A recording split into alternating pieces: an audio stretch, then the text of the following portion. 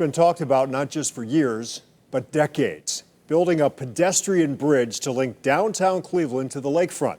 The idea first came up in 1998. It was brought up again in 2004, 2011, and 2015, all in hopes of having it done in time for hosting the 2016 Republican National Convention.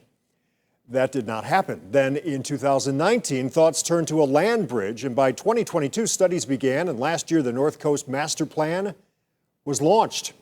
While millions of dollars to fund the bridge was scrapped from Ohio's budget late last year, state lawmakers now want to give a boost to get the project moving, giving millions back in a new budget proposal. Columbus Bureau reporter Morgan Trow nailed down the exclusive this morning, tells us what Clevelanders think. Year after year, Clevelanders have been asking for better access to the area's best assets. We're right now in downtown. If we can get to Lake Erie or, the Brown Stadium or any of those other attractions in that vicinity, it's nice. Currently, the highway, railroads, and bluffs separate the city and the water. Connor Aton and Nathan Wilkie say a land bridge could be a new way to get to games. I'm always excited to go to a Browns game.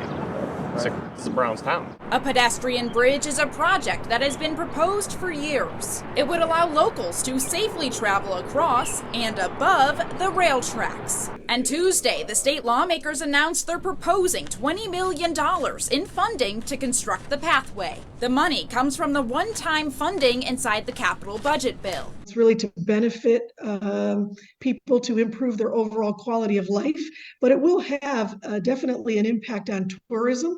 Northeast Ohio area-wide coordinating agency's Grace Gallucci is thrilled, but Wilkie doesn't think he'll use it. It's way more convenient to Uber or drive. Although Aton thinks it's helpful, he doesn't like that the funding comes from taxpayer dollars. I'd rather see $20 million going to cleaning up the city, fixing the many potholes we see in the wintertime. There is plenty more to be done. The land bridge is expected to cost hundreds of millions of dollars. But Gallucci says this is just the first step. Any funds that are being recognized for the project and set aside for the project is fantastic news. So as long as it doesn't just create a new bottleneck or a new juncture where everyone's just trying to funnel through to get to the bridge, that's kind of a good idea. The one-time funds are expected to be voted out of the House on Wednesday. It would then move to the Senate. At the Ohio State House, I'm Morgan Trow reporting.